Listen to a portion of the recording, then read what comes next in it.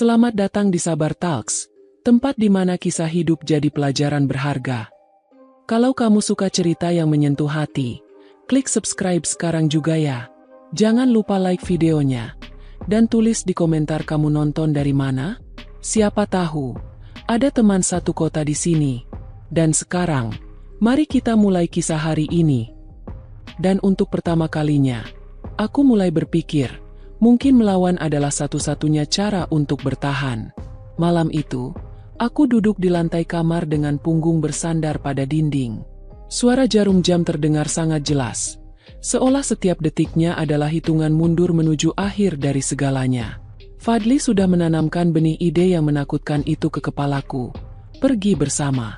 Bukan sekadar pergi, tapi melarikan diri dari cengkraman Arman, dari rumah ini, dari semua yang mengikatku. Tapi apakah aku siap? Aku teringat tatapan Arman saat mengancamku. Pria itu bukan tipe yang melepaskan sesuatu dengan mudah. Jika aku benar-benar pergi, ia akan mengejarku.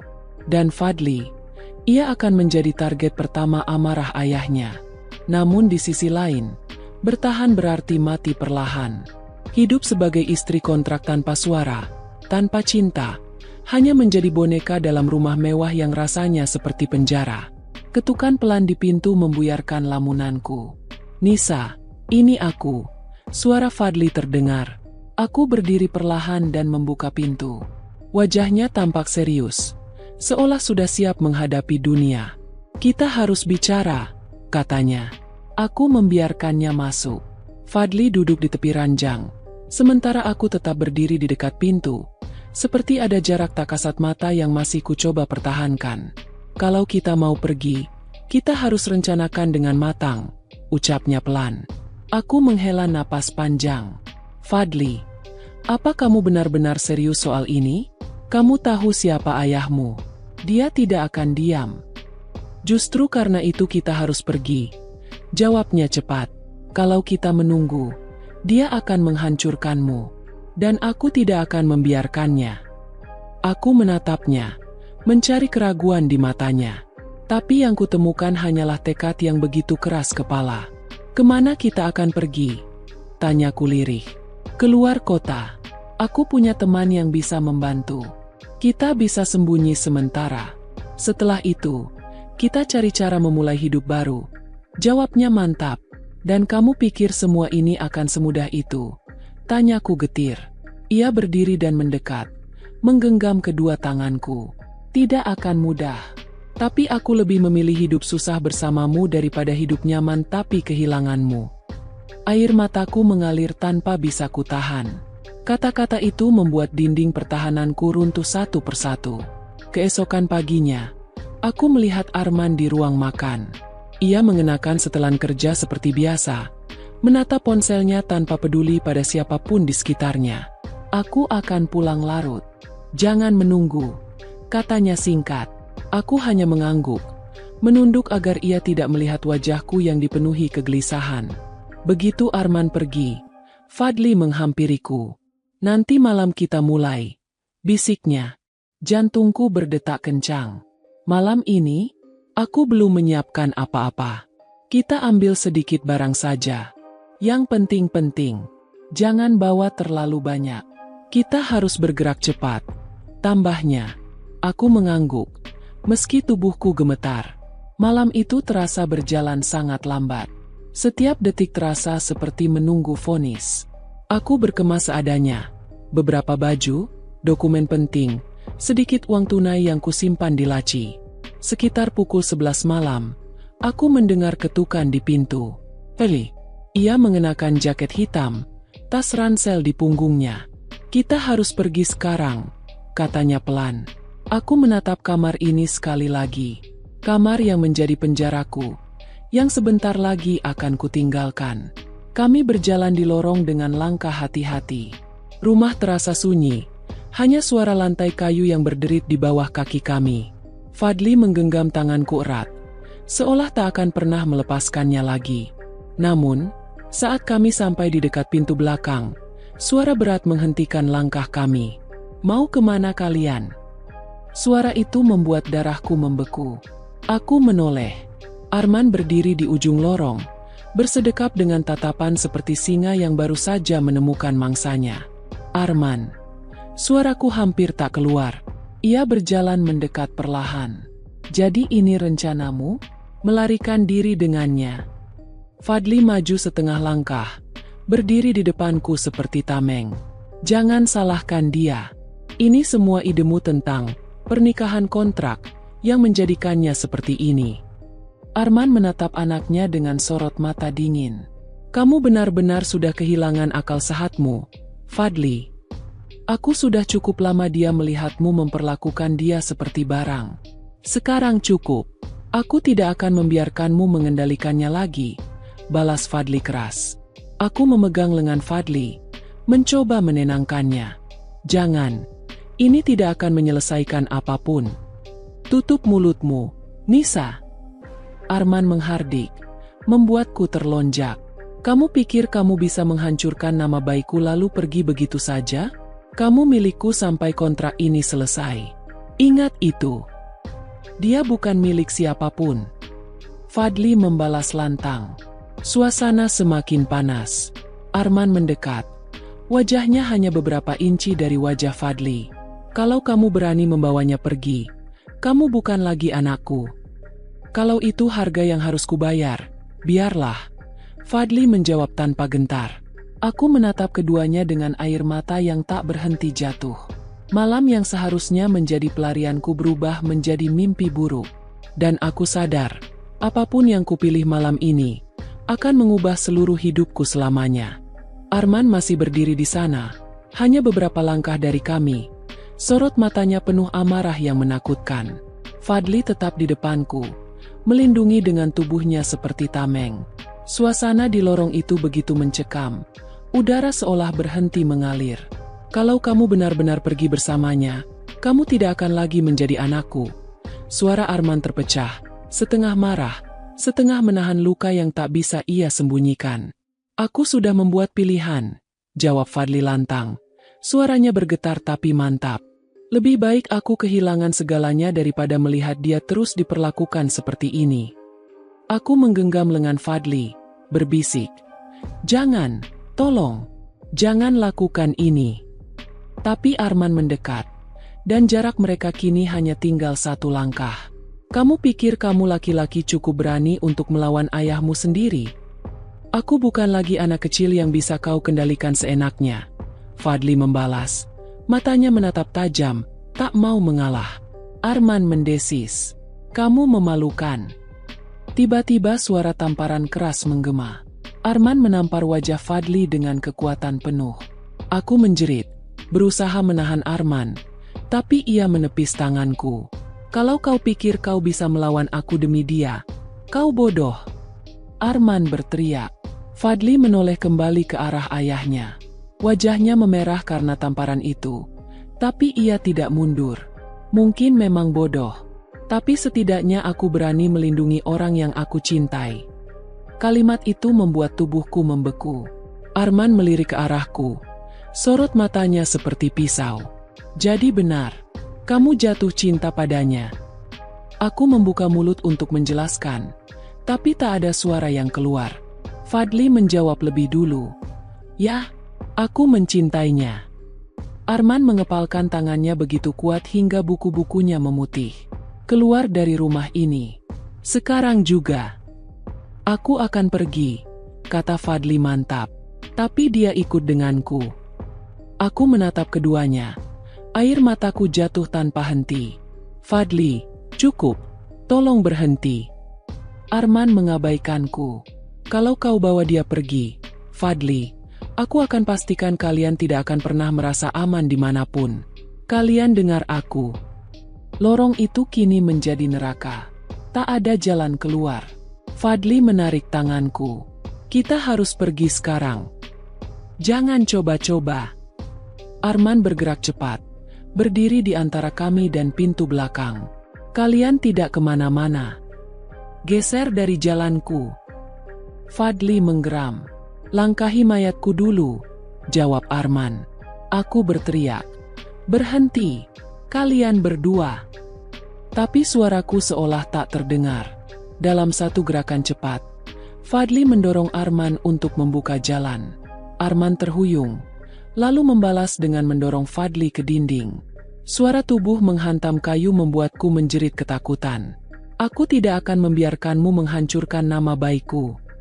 Arman berteriak, nama baikmu. Fadli tertawa getir meski wajahnya meringis.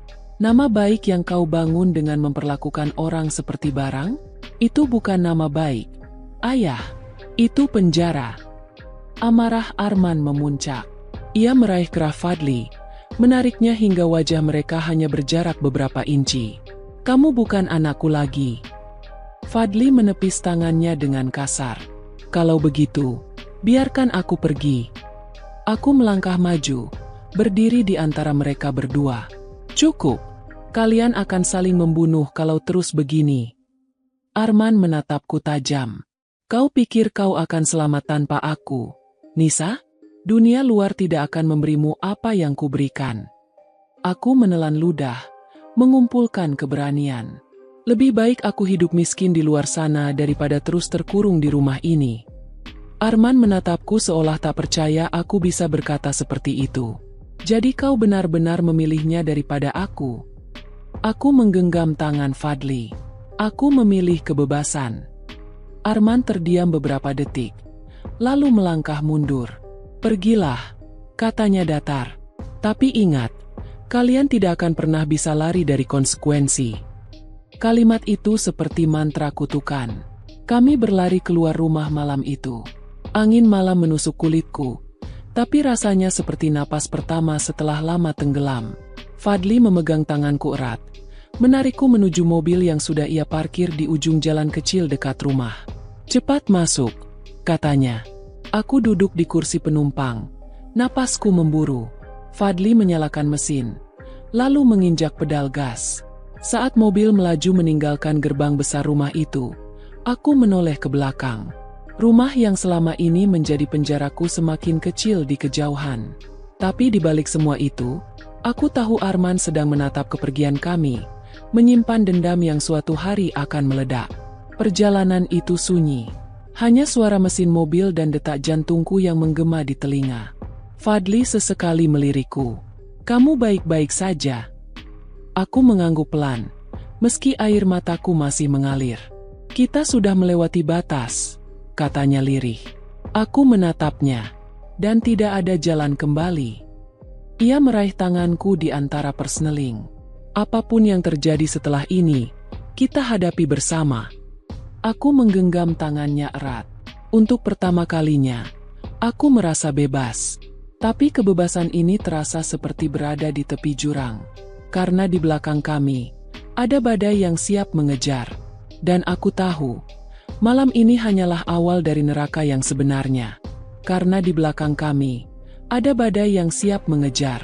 Mobil terus melaju di jalanan gelap. Hanya diterangi lampu-lampu jalan yang jarang, seperti mata-mata yang mengintip ke arah kami. Tanganku tak berhenti gemetar, masih menggenggam tangan Fadli erat. Ia sesekali melirikku, mencoba memberi senyum menenangkan. Tapi aku tahu ia sama takutnya denganku. Kita akan aman, katanya.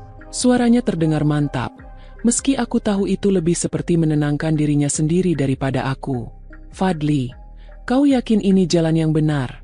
Tanyaku, lirih. Ia menarik napas panjang. Tidak ada jalan lain, Nisa. Kalau kita tetap di sana, ayah akan menghancurkan hidupmu. Sekarang setidaknya kita punya kesempatan untuk hidup. Aku menatap jendela, melihat bayangan pepohonan yang berlari mundur seiring kecepatan mobil. Di dalam hati, aku tahu kami baru saja menyalakan api perang yang tak akan mudah dipadamkan. Beberapa jam kemudian, kami berhenti di sebuah pom bensin kecil di pinggir kota. Langit sudah mulai menguning, tanda pagi segera tiba. Aku turun dari mobil, menghirup udara dingin yang menusuk paru-paru. Kita butuh bensin dan sedikit makanan, kata Fadli, merogoh saku celananya. Aku mengangguk, berdiri di samping mobil. Tapi saat aku melangkah ke dalam minimarket kecil di pom bensin itu, aku merasakan sesuatu. Pandangan seseorang yang mengawasi kami. Aku menoleh cepat. Seorang pria berseragam satpam berdiri tak jauh dari pintu, menatapku dengan raut penasaran. Aku buru-buru menunduk, masuk ke dalam minimarket, berusaha mengabaikan rasa was-was itu. "Ambil apa yang kamu perlu," kata Fadli sambil mengambil beberapa botol air mineral. Aku memilih beberapa roti dan makanan instan. Tapi hatiku tak tenang. Perasaan diawasi itu tak hilang. Saat kami keluar, satpam tadi masih di tempatnya. Kali ini berbicara di ponselnya. Ia menatap kami sekali lagi, lalu membalikkan badan, melanjutkan percakapannya sambil berjalan ke arah belakang. Jantungku berdegup kencang. "Fadli, kita harus pergi sekarang." Fadli menatapku bingung. "Kenapa?" Dia menelpon seseorang. Aku rasa dia tahu kita." Tanpa bertanya lagi, Fadli melempar uang ke kasir dan menarikku ke mobil. Kita pergi. Mobil kembali melaju. Kali ini lebih cepat. Fadli tak berkata apa-apa, tapi aku bisa melihat rahangnya mengeras. "Apa kamu pikir itu orang ayahmu?" tanyaku. "Kalau bukan, mungkin salah satu orangnya," jawabnya cepat. "Ayah punya banyak orang di mana-mana. Kita harus cari tempat aman sebelum dia menemukan kita." Kata-katanya membuatku semakin panik. Beberapa jam kemudian, kami tiba di sebuah rumah kecil di pinggir kota yang jauh dari keramaian. Fadli memarkir mobil di garasi sempit lalu mengunci pintu berulang kali. "Ini rumah teman lama," katanya. "Kita akan tinggal di sini beberapa hari sampai aku bisa pikirkan langkah selanjutnya." Aku duduk di sofa reot di ruang tamu. Tubuhku terasa lemas. Semua yang terjadi semalam seperti mimpi buruk yang nyata. "Minum ini." Fadli memberiku segelas air. Aku menerimanya. Tangan masih bergetar. "Fadli, kalau mereka menemukan kita..." Ia duduk di sampingku, menggenggam tanganku. "Kalau mereka menemukan kita, kita lari lagi. Aku tidak akan biarkan siapapun menyentuhmu." Mataku berkaca-kaca. "Kenapa kamu mau melakukan semua ini untukku? Kamu tahu hidupmu akan hancur." "Karena aku lebih memilih hidup hancur bersamamu daripada hidup nyaman tanpamu." Kata-kata itu membuat air mataku jatuh tanpa bisa kutahan. Sore itu, kami mencoba istirahat. Tapi aku terbangun karena suara ketukan keras di pintu depan. "Fadli," bisikku panik. Ia langsung bangun, mengambil batang besi yang ia temukan di dapur. "Diam di sini." Ketukan itu berubah menjadi hantaman. "Buka pintunya, Fadli. Kami tahu kalian di dalam." Suara berat itu terdengar jelas. Aku menahan napas. Itu suara yang tak asing. Orang-orang Arman. "Cepat keluar sebelum kami dobrak pintu ini." Fadli berdiri di depan pintu, menggenggam besi itu erat. "Kalau kalian berani masuk, kalian akan menyesal." Tapi ancaman itu tak membuat mereka mundur. Suara hantaman semakin keras. "Fadli!" teriakku. "Masuk ke kamar belakang dan kunci pintunya." Fadli berteriak balik. Aku berlari ke kamar kecil di ujung rumah, mengunci pintu sambil menahan tangis. Dari dalam, aku bisa mendengar suara pintu depan yang didobrak. "Cari mereka!" Suara langkah kaki bergema di seluruh rumah. Aku duduk di lantai kamar, memeluk lututku, tubuhku gemetar hebat. Ini bukan lagi sekadar pelarian. Ini sudah berubah menjadi perang. Lalu aku mendengar suara keras, suara benda jatuh, teriakan, dan dentuman. Fadli melawan mereka. "Jangan sentuh dia!" Teriakan Fadli terdengar dari ruang depan. Air mataku mengalir deras. Aku ingin keluar, ingin menghentikannya. Tapi kakiku tak bisa bergerak. Hanya beberapa detik kemudian, suara langkah kaki mendekat ke kamar. Seseorang menghantam pintu berkali-kali. "Buka, atau kami dobrak!" Aku menjerit, memeluk tubuhku lebih erat. Pintu itu akhirnya terbuka dengan keras. Dua pria berseragam hitam masuk, menarikku dengan paksa. "Lepaskan aku!" "Lepas!" teriakku, meronta sekuat tenaga. Namun mereka menyeretku keluar kamar. Di ruang tamu, Fadli sudah tergeletak di lantai. Wajahnya berdarah. "Fadli!" Aku berteriak histeris. Salah satu pria menatapku dingin. Kalian berdua ikut kami. Pak Arman ingin bicara. Darahku terasa berhenti mengalir. Kami diseret keluar rumah, dimasukkan ke dalam mobil hitam yang menunggu di depan. Fadli mencoba bangkit, tapi salah satu pria menekannya kembali ke kursi. Kalau kalian berdua mencoba kabur lagi, kata pria itu dingin, kalian tidak akan mendapatkan kesempatan hidup kedua. Aku menggenggam tangan Fadli erat, meski tubuhku gemetar. Dan saat mobil itu melaju, aku sadar, pelarian kami sudah berakhir. Dan yang menunggu di ujung jalan, mungkin adalah neraka yang lebih besar. Mobil hitam itu melaju cepat menembus jalanan malam. Lampu-lampu kota berkelebat di jendela seperti garis-garis cahaya yang tak bisa kuikuti. Tanganku menggenggam tangan Fadli erat, meski ia masih meringis menahan sakit. Darah kering menempel di sudut bibirnya, namun matanya tetap menatap ke depan dengan sorot penuh amarah. Kamu baik-baik saja? Bisikku, mencoba menghibur diri dengan suara sendiri. Ia menoleh sedikit, memaksakan senyum kecil. Selama kamu di sini, aku baik-baik saja. Kalimatnya membuat dadaku semakin sesak. Kami tidak tahu kemana mobil ini akan membawa kami, tapi aku tahu ujungnya bukanlah tempat yang aman. Sekitar 1 jam kemudian, mobil berhenti di depan sebuah rumah besar yang tak asing. Rumah Arman. Gerbang besi terbuka otomatis, menelan kami ke dalam halaman yang terasa seperti mulut binatang buas. 2 pria yang membawa kami turun menyeret Fadli dengan kasar. Jangan sentuh dia, teriakku, mencoba menarik Fadli, namun lenganku ditahan paksa oleh pria lainnya. Berhenti berteriak. Salah satu dari mereka mendesis. Kami dibawa masuk ke ruang tamu. Rumah ini masih seperti terakhir kali kulihat, megah namun dingin. Tapi malam ini, rasanya seperti penjara. Arman sudah menunggu di kursi utama, mengenakan kemeja hitam dengan lengan digulung. Wajahnya tenang, tapi dari sorot matanya, aku tahu ia sedang menahan badai.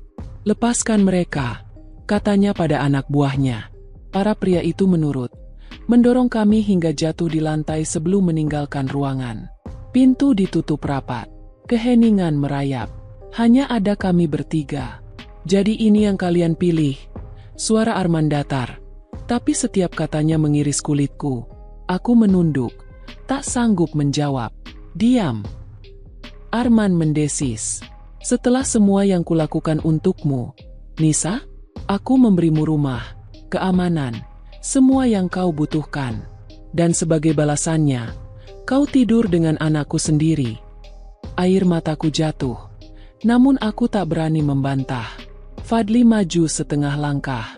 Jangan hina dia. Semua ini salahku. Arman menatap Fadli lama, lalu berdiri. Kau benar-benar membuatku muak. Aku tidak peduli, balas Fadli. Kalau harus jadi musuhmu demi dia, aku siap. Tiba-tiba Arman melangkah cepat, meninju wajah Fadli hingga ia terhuyung jatuh. Aku berteriak histeris, berlari ke arahnya. Namun Arman menarik lenganku dengan paksa. Lepaskan aku, teriakku. Arman menatapku dengan sorot tajam. Kau pikir ini cinta? Ini bukan cinta, Nisa. Ini nafsu. Dan kau terlalu bodoh untuk melihatnya. Aku menatapnya, berusaha menahan gemetar. Kalau itu nafsu, aku tidak akan mempertaruhkan hidupku seperti ini. Arman terdiam beberapa detik, lalu melepaskan lenganku. Aku masih bisa menyelesaikan ini dengan cara yang bersih. Aku menatapnya dengan bingung. Apa maksudmu? Kau akan pergi dari rumah ini. Malam ini juga. Tapi bukan dengan Fadli. Fadli, yang berusaha berdiri, berteriak, "Jangan berani-berani memisahkan kami." Arman menoleh ke anaknya. Nadanya berubah menjadi dingin. Kau pikir kau bisa hidup tanpa aku? Semua yang kau punya berasal dariku, Fadli. Tapi kalau kau ingin melepaskan semua itu, silakan. Kau bukan anakku lagi. Kalimat itu seperti pisau yang menghantam jantung. Fadli terdiam. Aku tahu, di balik keberaniannya, kata-kata itu menghancurkannya. Dengar baik-baik. Arman menoleh padaku. Aku akan memberimu uang, tempat tinggal baru, bahkan keamanan. Tapi kau tidak akan pernah bertemu dia lagi. Aku menggeleng cepat. Tidak, aku tidak mau. Arman mendekat, membungkuk hingga wajahnya sejajar denganku. Kalau kau menolak, Nisa, aku tidak akan mengampuni kalian berdua. Dan percayalah, aku punya banyak cara untuk membuat hidup kalian lebih buruk dari mati. Tubuhku gemetar hebat. Ancaman itu bukan sekadar kata-kata. Arman punya kekuasaan untuk mewujudkannya. Pilih sekarang, katanya. Suaranya seperti vonis. Kau ikut aku, atau mati bersama dia. Aku menoleh ke Fadli. Wajahnya berdarah, tapi matanya menatapku penuh harap. Nisa, jangan tinggalkan aku. Hatiku hancur berkeping-keping. Air mataku mengalir deras. Fadli, aku. Jangan lakukan ini, potongnya. Suaranya bergetar. Arman berdiri di antara kami. Waktu habis. Pilih. Ruangan itu seperti menelanku bulat-bulat. Aku ingin berteriak, ingin menghancurkan semua ini, tapi lidahku keluh. Akhirnya aku berkata lirih, hampir tak terdengar. Aku akan ikut. Fadli menatapku. Matanya melebar tak percaya. Tidak, Nisa, jangan. Aku terisak. Maafkan aku. Arman mengangguk puas, lalu memberi isyarat kepada dua pria yang menunggu di luar. Mereka masuk, menarik lenganku dengan paksa. Ayah! Fadli berteriak, mencoba mengejar, tapi dua pria lainnya menahannya. Lepaskan dia. Jangan ambil dia dariku. Aku menoleh terakhir kali sebelum pintu menutup. Wajah Fadli penuh luka dan keputusasaan. Suaranya pecah memanggil namaku. Dan untuk pertama kalinya, aku merasa benar-benar mati meski masih bernapas. Mobil yang membawaku pergi melaju cepat meninggalkan rumah itu. Air mataku tak berhenti mengalir. Aku tak tahu kemana aku akan dibawa. Tapi satu hal yang pasti, malam ini aku telah mengkhianati orang yang kucintai. Dan di kejauhan, di balik kaca buram, aku bisa melihat bayangan rumah itu semakin kecil, seakan menelanku ke dalam kegelapan yang tak berujung. Aku berbisik pada diriku sendiri, inikah akhir dari semuanya? Tapi jauh di dalam hati, aku tahu, ini baru awal dari penderitaan yang lebih besar. Mobil terus melaju menembus malam, meninggalkan rumah itu dan semua teriakan Fadli yang masih terngiang di telingaku. Tanganku menggenggam jilbabku erat, mencoba menghentikan tubuhku yang gemetar. Setiap detik yang berlalu terasa seperti memotongku sedikit demi sedikit. Aku menatap keluar jendela, melihat lampu-lampu kota berkelebat. Setiap kilau lampu itu membuatku merasa semakin jauh dari hidupku yang lama, dari Fadli, dari siapapun yang pernah memberiku arti. Di depan, sopir yang membawa mobil ini diam tanpa suara, seperti bayangan tak bernyawa yang mengantarku ke takdir yang tak kupilih. Kemana kita akan pergi? Tanyaku dengan suara serak. Pria yang duduk di kursi depan, yang tadi menyeretku keluar rumah, menoleh sedikit. Tuan Arman memintamu tinggal di tempat yang aman. Kamu tidak perlu tahu di mana. Aman? Aku menahan tawa getir. Apa menurutmu ini aman? Pria itu tidak menjawab. Hanya suara mesin mobil yang mengisi keheningan. Sekitar 2 jam kemudian, mobil berhenti di depan sebuah villa di pinggir kota. Bangunannya besar tapi sepi, seperti rumah yang sengaja dijauhkan dari kehidupan. Keluarlah, kata pria itu. Aku menuruti. Langkahku gontai. Pintu villa dibuka, dan aku dibawa masuk ke sebuah kamar luas dengan ranjang empuk dan jendela besar yang menghadap ke hutan. Tempat ini terlihat indah, tapi dingin, seperti sangkar emas yang dibuat untuk menahan burung yang tak diinginkan terbang. Mulai malam ini tempatmu, kata pria itu sebelum pergi, mengunci pintu dari luar. Aku duduk di tepi ranjang, menatap kosong ke lantai. Tanganku meremas selimut. Air mataku jatuh tanpa bisa kutahan. Fadli, bisikku. Hanya namanya yang bisa terucap. Hari-hari berikutnya berjalan seperti kabut. Aku hidup di tempat itu seperti bayangan. Makanan diantar setiap hari. Tapi aku jarang menyentuhnya. Aku lebih banyak duduk di dekat jendela, menatap pepohonan di kejauhan, berharap keajaiban datang. Tapi yang datang bukan keajaiban. Suatu sore, pintu kamarku dibuka. Arman masuk, mengenakan kemeja putih dengan lengan tergulung. Ia terlihat tenang, terlalu tenang untuk seseorang yang baru saja menghancurkan hidup orang lain. "Kamu terlihat sehat," katanya sambil menutup pintu. Aku menatapnya dengan penuh kebencian. "Apa yang kamu mau dariku lagi? Bukankah kamu sudah menang?" Ia berjalan mendekat, duduk di kursi di samping ranjang. "Aku tidak menang, Nisa. Kita semua kalah. Kamu, aku, Fadli, semua." Aku menatapnya tajam. "Kalau kamu pikir kata-kata itu akan membuatku merasa lebih baik, kamu salah." Arman menghela napas panjang. "Kamu tahu kenapa aku melakukan semua ini? Bukan karena aku membencimu, tapi karena aku tidak bisa kehilangan kontrol atas hidupku. Kamu bagian dari itu." Aku berdiri, menjauh darinya. "Kamu tidak mengendalikan hidupku. Tidak lagi." Ia menatapku lama, lalu berkata pelan, "Kalau kamu ingin pergi, aku bisa membiarkanmu." Aku terkejut. "Apa maksudmu?" "Aku bisa mengembalikanmu ke hidupmu. Bukan padaku, bukan pada Fadli. Kamu bebas. Tapi, dengan satu syarat." Aku mendengus. "Selalu ada syarat, bukan?" Arman menatapku dalam. "Kamu tidak akan pernah bertemu Fadli lagi. Tidak akan pernah. Anggap dia tidak pernah ada." Kalimat itu seperti belati yang menancap di dadaku. "Jadi ini semua tentang menghapusku dari hidupnya?" Tanyaku getir.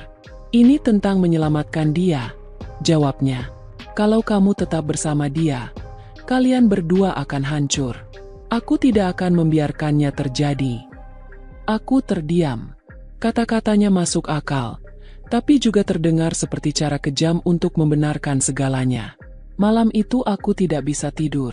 Aku berdiri di jendela, menatap bulan yang menggantung di langit. "Kalau aku pergi, berarti aku benar-benar mengkhianatinya," gumamku. "Tapi kalau aku tinggal, aku akan hidup dalam penjara ini, dengan Arman sebagai penjaganya." Pagi harinya, aku membuat keputusan. Keputusan yang akan membunuh sebagian dari diriku. Saat Arman datang, aku berdiri menunggunya. "Aku setuju," kataku tanpa ragu, meski suaraku bergetar. Ia menatapku, memastikan aku serius. "Kamu tahu artinya?" Aku mengangguk. "Aku akan pergi dari hidup kalian. Tapi, aku ingin satu hal." "Apa itu?" "Biarkan aku bertemu Fadli sekali saja. Hanya sekali. Untuk mengucapkan selamat tinggal." Arman terdiam cukup lama. "Baiklah." Akhirnya ia menjawab. 2 hari kemudian, aku dibawa ke sebuah taman kecil di tengah kota. Tempat yang sepi tapi terbuka, cukup aman untuk pengawasan orang-orang Arman. Di sana, Fadli sudah menunggu. Wajahnya tampak lebih kurus, matanya sembab. Begitu melihatku, ia berdiri cepat, berlari ke arahku. "Nisa!" Ia memelukku erat, seolah tidak akan pernah melepasku lagi. Aku menangis di pelukannya. "Maafkan aku." "Jangan bilang begitu," katanya. Suaranya pecah. "Kita bisa pergi lagi. Kali ini lebih jauh. Kita bisa mulai dari nol." Aku menggeleng sambil menangis. "Tidak, Fadli. Kita tidak bisa." Ia menatapku, bingung. "Apa maksudmu?" Aku menarik napas panjang. "Aku akan pergi. Tapi bukan bersamamu. Kita berakhir di sini." Fadli mundur, menatapku tak percaya. "Kamu bohong." Aku menyentuh pipinya, menahan wajahnya agar menatapku. "Kamu harus hidup, Fadli. Tanpa aku, bangun hidupmu sendiri. Jangan buang semuanya karena aku." "Tidak," ia berteriak. "Aku tidak bisa hidup tanpamu." Aku memaksakan senyum di antara air mata. "Kamu bisa. Kamu harus." Sebelum ia sempat menjawab, Dua pria Arman mendekat. Waktuku habis. Aku melepaskan pelukannya dengan paksa, lalu berjalan menjauh. Setiap langkah terasa seperti menghancurkan tulang-tulangku. "Nisa!" teriak Fadli. Suaranya memanggilku sampai aku tak sanggup menoleh. Air mataku jatuh deras. Dan di sanalah aku tahu, cinta kami berakhir bukan karena kami tidak saling mencintai, tapi karena dunia menolak memberi kami tempat untuk bersama. Mobil yang membawaku pergi meninggalkan taman itu. Aku menatap bayangan Fadli yang semakin mengecil di kaca spion. "Selamat tinggal," bisikku. Suaraku hilang ditelan isak. Dan untuk pertama kalinya, aku benar-benar merasa kosong. Epilog. 3 tahun kemudian. Nisa duduk di sebuah kafe kecil di pinggir kota. Ia mengenakan pakaian sederhana, jauh berbeda dari kehidupan mewah yang dulu ia jalani. Di hadapannya ada laptop tua, buku catatan, dan segelas kopi yang sudah setengah dingin. Hidupnya kini sunyi, tapi untuk pertama kalinya, tenang. Ia bekerja sebagai penulis lepas, menulis cerita-cerita tentang cinta, kehilangan, dan keberanian. Tulisan-tulisan itu seringkali membuatnya menangis, karena setiap kata yang ia tulis adalah pantulan dari luka yang pernah ia bawa. Sesekali, ketika langit mulai senja, pikirannya kembali pada Fadli, pada malam pelarian mereka, pada taman kecil tempat ia mengucapkan selamat tinggal. Ia tahu, di suatu tempat, Fadli masih hidup. Mungkin sudah melanjutkan hidupnya.